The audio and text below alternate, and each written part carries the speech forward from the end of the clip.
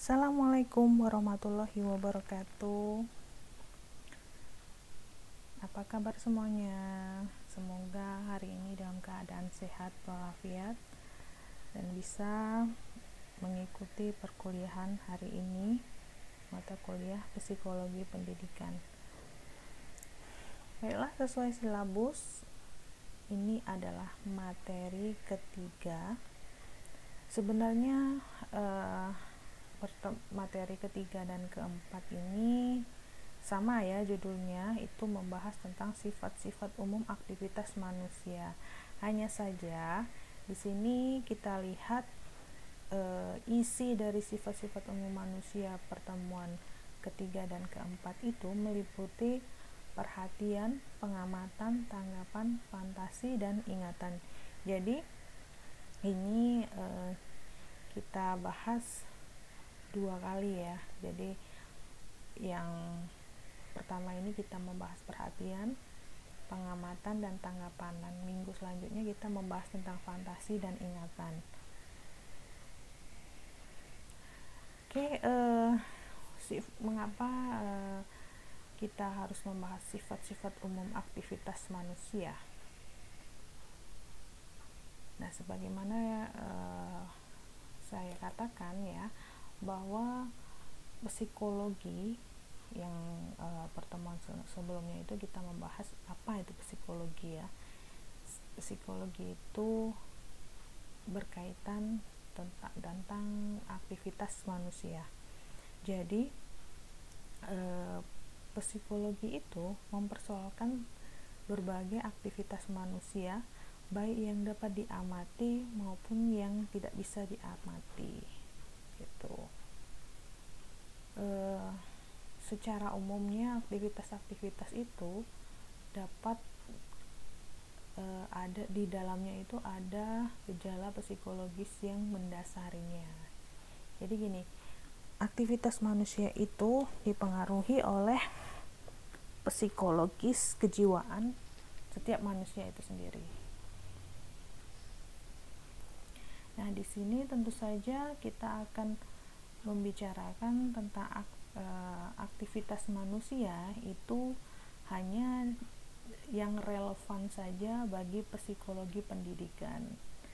Jadi kita membahas tentang perhatian, pengamatan, tanggapan, itu dikaitkan dengan proses terjadinya pendidikan itu sendiri, baik dalam pada saat belajar dan pembelajaran itu terjadi. Pasti ada dong di dalam proses belajar itu perhatian, ada proses perhatian, ada proses memperhatikan, maksudnya ada proses mengamati, ada proses menanggapi, ada proses fantasi, berfantasi, ada proses ingatan. Itu pasti ada di dalamnya ya. Baiklah, satu persatu akan kita bahas. Yang pertama itu membahas tentang perhatian. Ya. Perhatian itu diartikan sebagai pemusatan tenaga yang tertuju pada suatu objek. Ya, perhatian. Jadi kalau orang itu memperhatikan itu fokusnya pada satu objek saja. Nah, kalau lebih objeknya itu lebih, bukan orangnya ya, objek itu suatu dikatakan objek itu peristiwa ya. Dan pemusatan ini pada satu saja, itu baru dikatakan perhatian. Kalau beberapa yang diperhatikan itu kemungkinan tidak terjadi pemusatan ya, pecah jadinya. Nah, ini ada macam-macam perhatian. Macam-macam perhatian itu bisa kita lihat di sini, itu atas dasar intensitasnya, itu baik secara intensif dan perhatian yang secara tidak intensif. Intensitas itu artinya banyak sedikitnya kesadaran yang menyertai sesuatu aktivitas dan pengalaman batin gitu ya. Intensitas banyak atau sedikitnya kesadaran dalam memperhatikannya, dalam memperhatikan peristiwa misalnya. Intensif itu biasanya kita kenal sebagai mendalam ya, kan dari kata mendalam, terus menerus. Terus kalau tidak intensif berarti kebalikan dari intensif itu sendiri, tidak mendalam dan tidak terus menerus, sekilas saja gitu yang pengamatannya itu tidak mendalam. Selanjutnya kita lihat perhatian itu kita lihat dari dasar cara timbulnya. Nah, cara timbulnya itu baik secara spontan maupun sekehendak. Kalau perhatian spontan itu contohnya itu memperhatikan keramaian yang tiba-tiba. Ada apa itu? Ternyata ada maling di parkiran misalnya. Nah, spontan kan kita perhatikan, mana malingnya, motor siapa, yang mana ini yang kehilangan gitu. Nah, kalau sekehendak itu contohnya kalau kalian memperhatikan dosen ngajar, itu kan harus kehendak sendiri maupun kehendak orang lain. Tidak ada spontan perhatikan dosen ngajar, itu pasti ada kehendaknya. Saya menghendaki kalau saya memperhatikan pelajaran itu berarti saya harus mendapatkan nilai yang bagus, itu kehendak saya gitu, maksudnya itu ya. Selanjutnya macam perhatian menurut luas objek yang dikenal. Perhatian ya, luas objek yang dikenal perhatian ini terbagi menjadi dua ya, Yang pertama itu perhatian terpencar atau bisa dikatakan distributif, dan yang kedua itu perhatian terpusat. Contohnya nih, kalau berdasarkan luasnya perhatian itu, kalau terpencar contohnya perhatian sopir dalam sedang menjalankan tugasnya itu nyopir ya di jalanan. Misalnya kalau terpencar itu kan, kalau sopir kan nggak harus fokus ke depan gitu ya, kadang-kadang liatin spion, kadang-kadang spion kanan, spion kiri, terus lihat kaca spion depan itu ya, biar bisa lihat ke belakang. Kalau misalnya di belakang itu ada apa, ada motor di belakang, jangan, harus hati-hati, jangan ngerem mendadak gitu. Nah, kalau di samping biasanya samping kiri biasanya nih, perhatikan samping spion kiri ada nggak nih kendaraan yang nyalip dari samping kiri maupun samping kanan gitu. Itu harus diperhatikan juga, jangan lurus terus nggak tahu ini siapa yang nyalip, siapa yang di belakang, tiba-tiba ngerem mendadak, ditabrak pula. Nah itu ya, kita jadi perhatian pada satu situasi, yaitu mengendarai mobil, tetapi harus menguasai hal-hal yang berkaitan dengan mengendarai mobil itu. Salah satunya memperhatikan jalan. Dan maksud yang luas objek ini ya, yang terpusat contohnya perhatian guru privat dengan muridnya, terpusat pada satu siswa. Kalau privat itu kan berarti secara pribadi ya, dia guru dibayar untuk les pribadi untuk ngajarin anaknya, misalnya les matematika. Nah, biasanya guru privat itu kan perhatian terpusat pada siswa yang diberikan les tadi gitu. Jadi tidak boleh di situ memikirkan siswa saya yang di sekolah gimana ya, siswa saya yang lainnya gimana, nggak boleh. Itu harus pusatnya pada satu anak itu, atau ada dua, boleh dua di situ. Pokoknya siapa saja yang menjadi siswa guru privat tersebut. Selanjutnya, ini bisa kita lihat apa sih hal-hal yang menarik perhatian gitu. Hal-hal yang menarik perhatian itu ada dua, dari segi objeknya, terus dari segi subjeknya. Kalau dari objeknya yaitu objek yang lain dari yang lain. Misalnya objek, dari segi objeknya, objek itu lain dari yang lain, sifatnya unik, menarik, dan kita tuh pengen tahu gitu. Terus selanjutnya dari segi subjek. Subjek itu orang ya, orang. Jadi kita itu tertarik itu karena hal-hal tersebut bersangkut paut dengan pribadi si subjek maupun kita itu ya. Kalau tertarik berdasarkan manusianya itu berkaitan dengan diri kita. Misalnya nih kita tertarik nonton bola. Karena apa? Karena kita itu menyukai olahraga tersebut. Jadi kita tertarik dengan kegiatan bola, turnamen, segala macam. Atau ketika kita pergi ke toko, ke mall misalnya, di situ ada toko olahraga ya. Toko olahraga itu kan menyediakan berbagai macam alat-alat olahraga. Nah, kalau kita itu sukanya olahraga bola kaki, pasti yang didatengin itu, yang kita cari di sana di toko olahraga itu adalah peralatan bola kaki, bukannya peralatan bulu tangkis ya. Kalau misalnya peralatan bulu tangkis itu kalau dia memiliki sangkut paut hobi bulu tangkis, nah itu maksudnya ya. Nah, kesimpulannya, aktivitas yang disertai perhatian intensif akan lebih tinggi prestasinya. Ya, intensif itu kan mendalam tuh. Perhatian yang mendalam akan lebih tinggi prestasinya. Ya, seperti contohnya kalau kalian itu memperhatikan pelajaran secara mendalam, mendetail, terus-menerus ikut kuliah, memperhatikan secara kontinu, seluruhnya itu diperhatikan tanpa kamu bolos.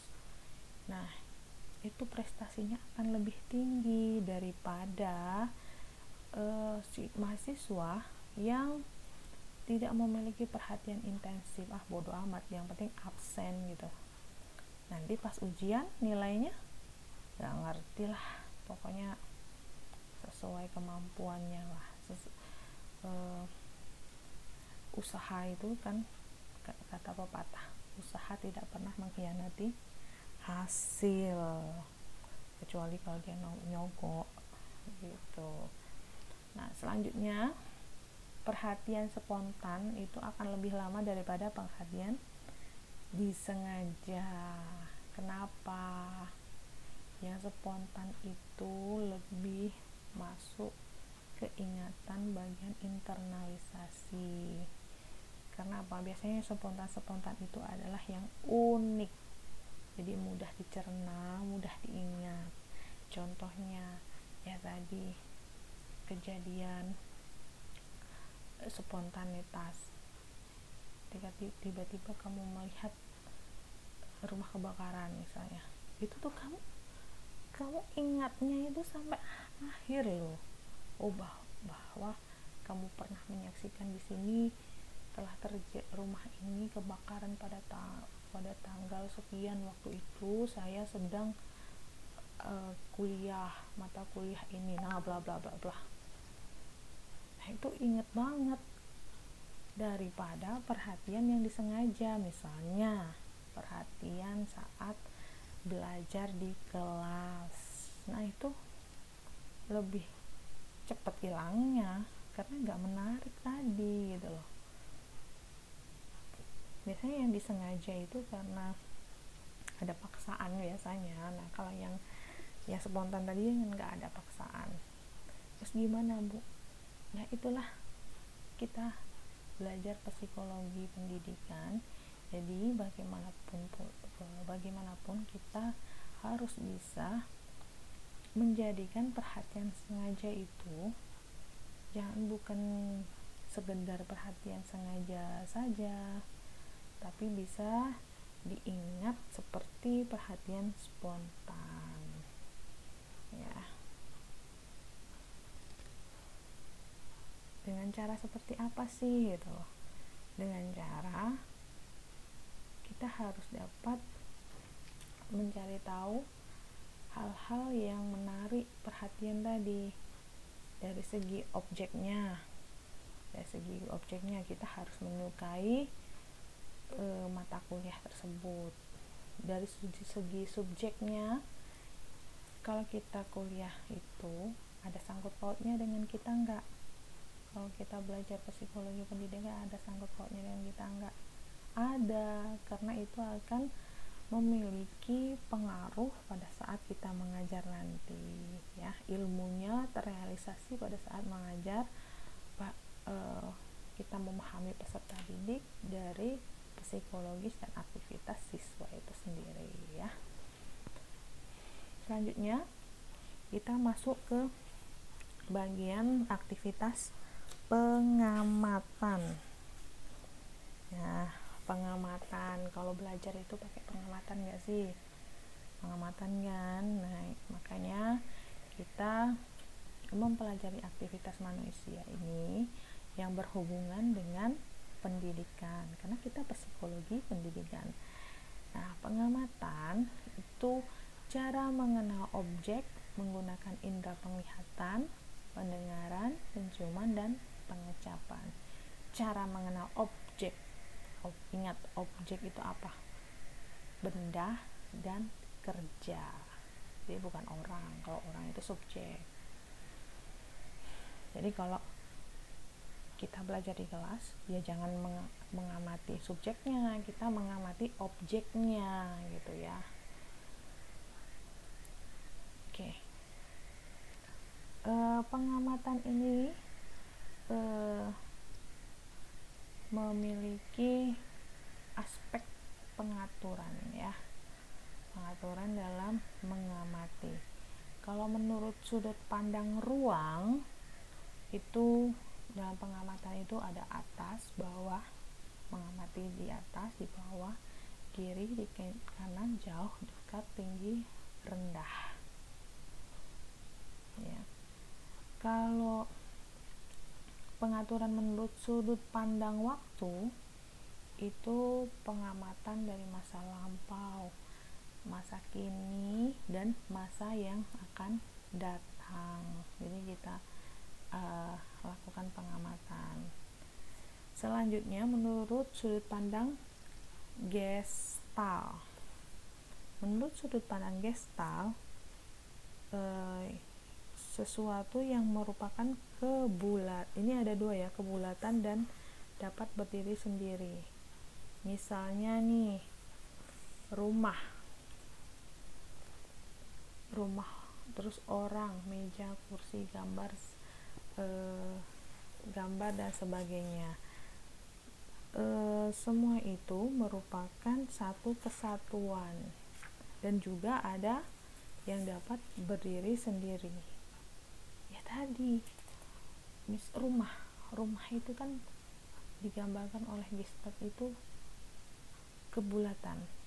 Banyak komponen di dalam membuat rumah itu, ada pondasinya, ada tiangnya, terus ada dindingnya, ada atapnya, dan sebagainya. Nah, kalau dapat berdiri sendiri, itu contohnya apa sih? Contohnya apa?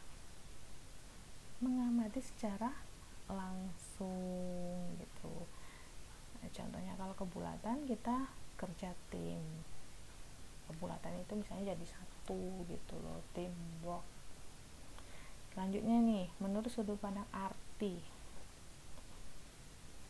Anda amati menurut artinya. Ini maksudnya objek-objek yang diamati kita itu memberikan arti, itu memberikan arti untuk kita. Contohnya kita mengamati, yang mudah saja, mengamati sekolah. Di dalam sekolah itu kita kan memiliki sebuah arti kenapa sekolah ini dibangun, kenapa kita harus bersekolah, kenapa kita itu harus harus mendapatkan nilai yang bagus dalam sekolah itu. Kita amati semuanya, teman-teman, komponen, guru, semuanya itu dipahami, semuanya itu memiliki arti. Dan apabila mata kuliah ini psikologi pendidikan ini dalam sudut pandang arti, kita memahami mata kuliah psikologi pendidikan itu, psikologi itu adalah salah satu ilmu yang akan kita terapkan pada saat mengajar, itu dengan memperhatikan kondisi kejiwaan si siswanya. Jadi kita dengan memahami psikologi pendidikan, artinya kita tidak akan menjadikan siswa itu seperti robot. Ya, robot itu kan nggak punya pikiran, nggak punya perasaan. Nah, begitulah kalau misalnya kita tidak mempelajari psikologi pendidikan.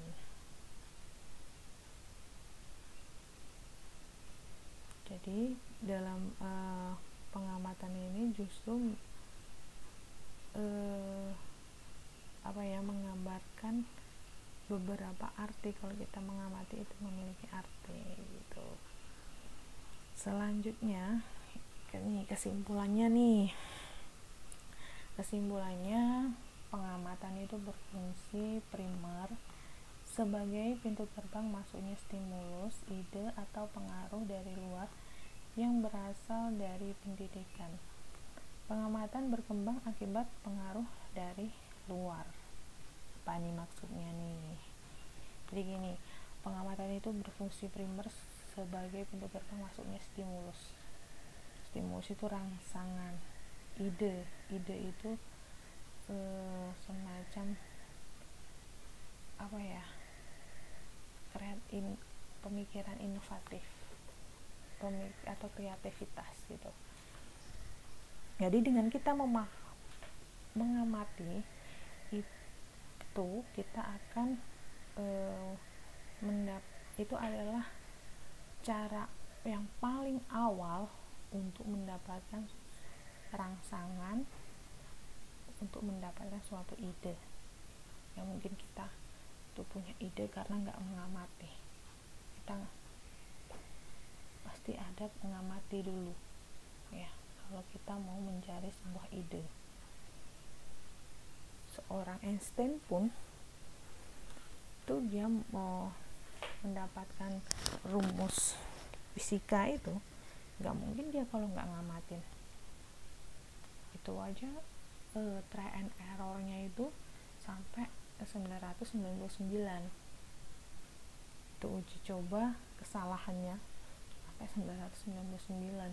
Jadi yang ke-1000 itu baru benar gitu.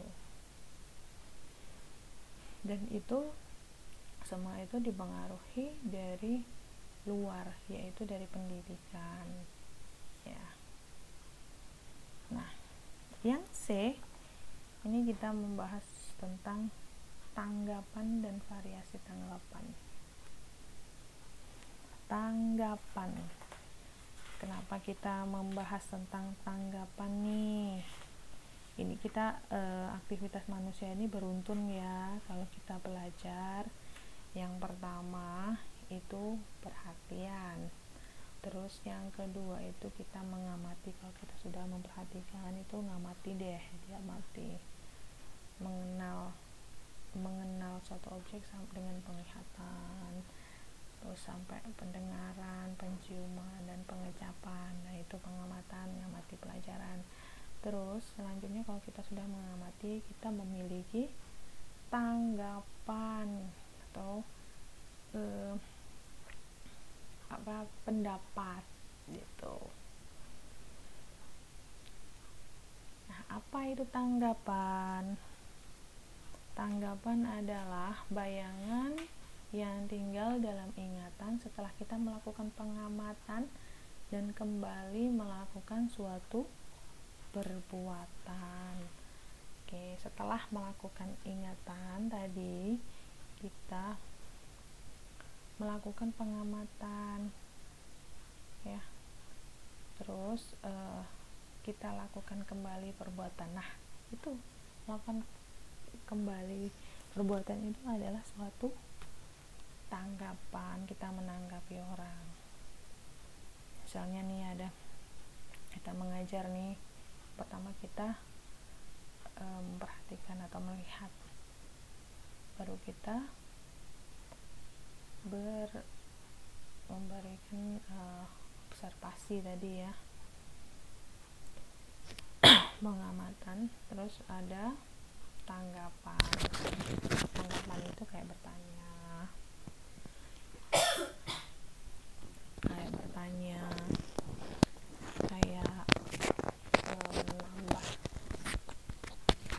menambah penjelasan. Nah, itu adalah tanggapan. Nah, ini ada macam-macam tanggapan. Itu tanggapan masa lampau atau tanggapan ingatan. Tanggapan masa lampau. Terus yang kedua ada tanggapan masa datang atau tanggapan yang mengantisipasi. Yang ketiga itu ada tanggapan masa kini atau tanggapan representatif, atau biasa disebut juga tanggapan mengimajinasikan gitu ya. Nah, ini kita bisa lihat di sini tanggapan masa lampau dan tanggapan ingatan.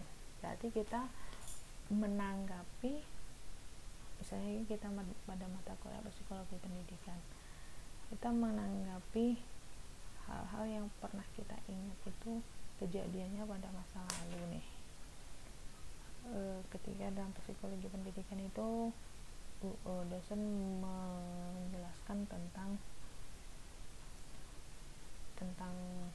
perhatian, misalnya perhatian, terus kamu ingat pada keadaan saat kamu sekolah, langsung kamu ada sesuatu yang ingin ditanyakan, ternyata yang saya tanyakan dulu itu belum terjawab dan saya tanyakan kembali pada mata kuliah ini, misalnya gitu. Nah, selanjutnya ada tanggapan masa datang atau tanggapan mengantisipasi. Dari ini menyambung yang tadi ya, tanggapan masa lampau. Nah, tanggapan masa lampau itu menanyakan hal yang pernah dirasakan masa lalu ya, misalnya ketika masih di bangku sekolah SMA maupun SMP. Nah, tanggapan masa yang akan datang atau mengantisipasinya yaitu dengan cara kita mencari solusi untuk mengantisipasi agar siswa kita tidak mengalami hal-hal yang kita rasakan pada saat masa lalu gitu, untuk mengantisipasinya. Selanjutnya tanggapan masa kini atau tanggapan representatif atau tanggapan mengimajinasikan. Nah, ini hampir sama dengan ini, sebenarnya di tengah-tengah ya, masa kini. Jadi sekarang apa yang harus kita lakukan? Kalau mengantisipasi ini kan belum terjadi nih. Kalau masa kini berarti sedang terjadi gitu, sedang terjadi sekarang saat pelajaran ini. Nah, ini tanggapannya. Misalnya tidak mengerti pada mata kuliah ini, langsung ditanyakan. Nah, itu adalah tanggapan masa kini. Nah, ini kesimpulannya. Tanggapan dipandang sebagai kekuatan psikologi yang dapat menolong atau menimbulkan persoalan dalam proses belajar pada peserta didik. Dukungan terhadap tanggapan akan menimbulkan rasa senang, sedangkan rintangan terhadap tanggapan akan menimbulkan rasa yang tidak senang. Nah, ini tanggapan ini sangat krusial sekali ya. Apabila tidak diperhatikan, tidak ditanggapi, itu sebenarnya akan menimbulkan persoalan dalam proses belajar mengajar. Ya, contohnya kalau mahasiswa bertanya tapi dosennya tidak tahu, nah ini akan menimbulkan persoalan dalam proses belajar, bahwa ada cemoohan, dosennya itu goblok, dosennya itu kurang wawasan dan sebagainya ya. Terus terjadi proses belajar, siswa itu agak males ngikutin pelajaran dia karena dianggap tadi dosennya tidak bisa gitu. Itu contohnya.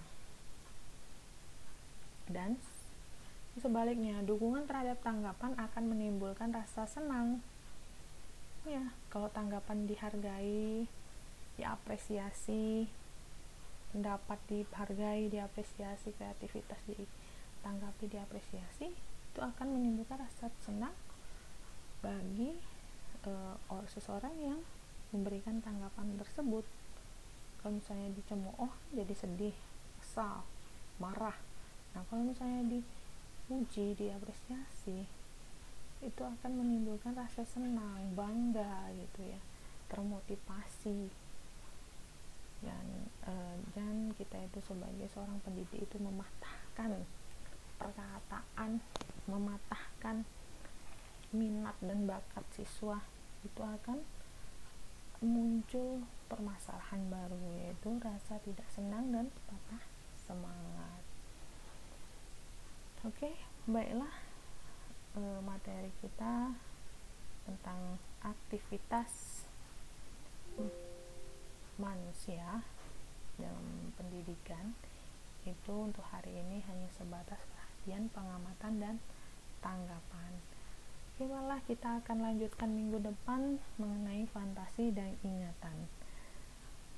Saya akhiri. Wassalamualaikum warahmatullahi wabarakatuh.